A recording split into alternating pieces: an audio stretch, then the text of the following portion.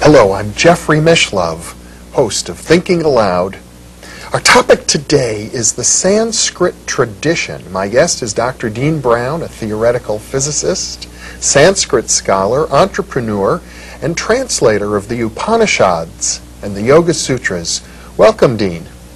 I'm very glad to be here. It's a pleasure to be with you.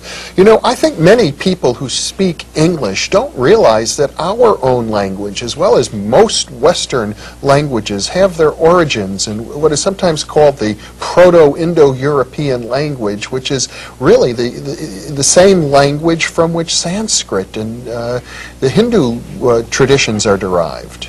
Yes, English, Russian, Icelandic, French, Greek are all dialects of a mother tongue that's spoken very widely in India and many parts of the world. We think of ourselves as being Western, and we think of India and its culture as being Eastern, but actually they have not only a common linguistic origin, but a common cultural basis as well. Yes, common thought.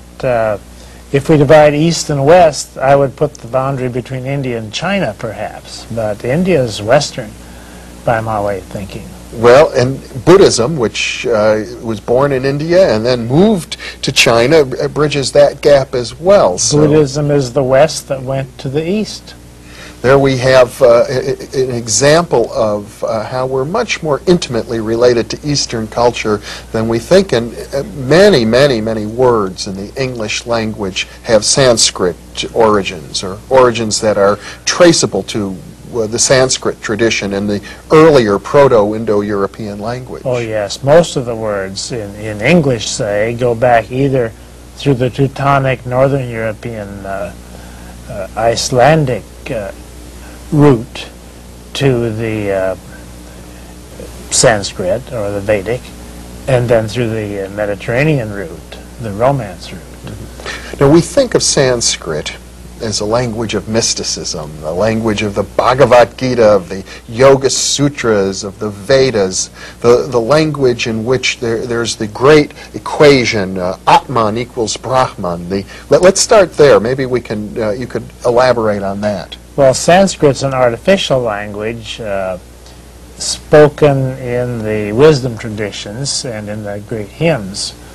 The language spoken in the street in ancient times would be called Vedic.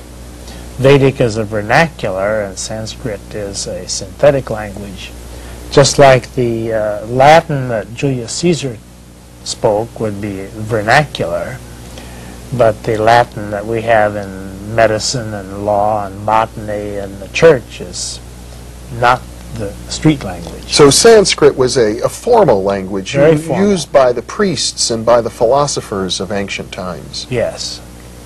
And it is very beautiful, but it wouldn't give you much of an idea of what's actually spoken in the bazaar. But there's a lot of abstractions that we find in Sanskrit that have permeated our modern idiom. Concepts like karma, concepts like Brahma. Yes, that's why we think of Sanskrit as a scientific language. Mm-hmm. The terms in Sanskrit are so precise that they're used in the street today in California, for instance, because the English equivalents don't exist. There are many, many words in Sanskrit that describe states of consciousness. States of consciousness, thinking, mentality.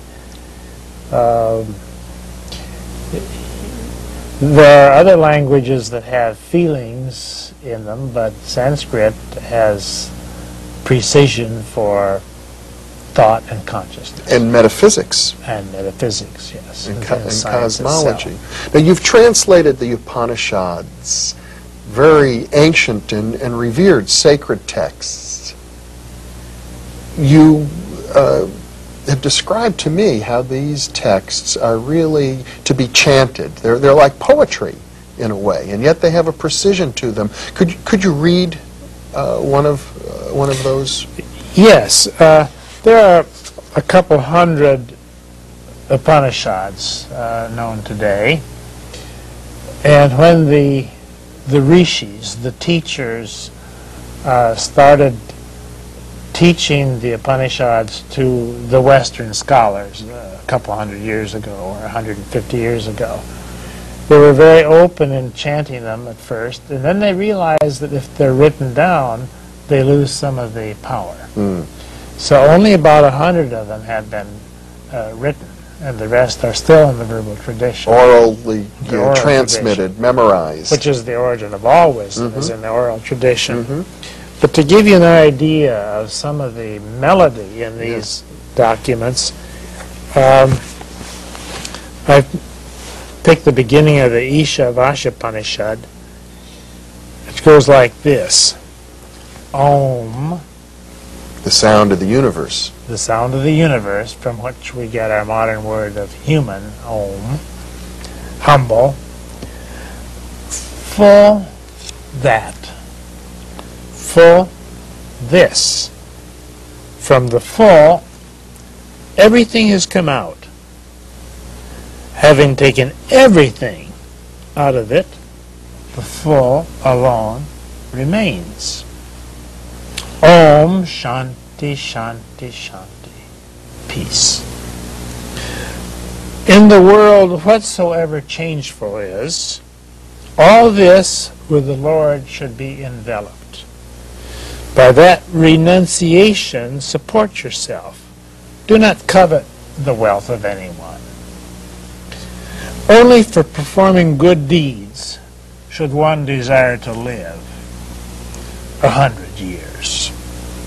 Only thus and in no other way will your work not have stains. It actually is in some ways reminiscent of the Old Testament. Don't covet things, do good. Oh yes, the ideas are the same. There is a universal ethic. But then there's something a little deeper in there about non-attachment. Oh yes, the ideas have many layers of meaning. They just go on and on. You can take one of these sutras and dig in it forever. The word sutra is interesting. It's the same word that we have in the hospital. If you sew up a Suture. word, suture, a sutra means a string of pearls. So these ancient poems are called sutras. They're strings of pearls.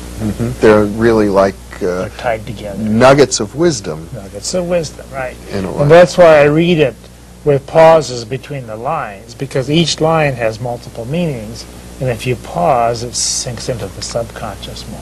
Now, I think it's very interesting what you said earlier about the word human. We're all human, but very rarely do we pause to think, what does that word mean? And here you've traced it to a Sanskrit root, Aum, or which is the eternal sound of the universe. The eternal sound from which the universe is expressed. So everything that's in the universe is human. Everything that's alive is human. Homo sapiens, among other things, is human. But we won't be around very long. Humanity will prevail long after Homo sapiens has been forgotten. And the Vedic tradition is one that has this sense of eternal cycles. Lots of time. Yes, in the Veda there are epochs of time that come and go like a big wheel.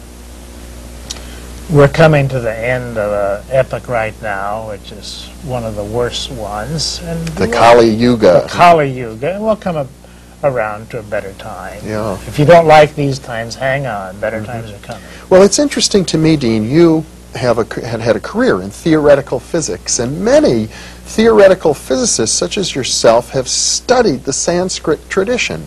Many of the great physicists have made a point of it. Yes, physicists like the Sanskrit tradition because the cosmologies that were written down, how the universe came about, apply pretty much today. In other words, that there's a sense amongst physicists that the pursuit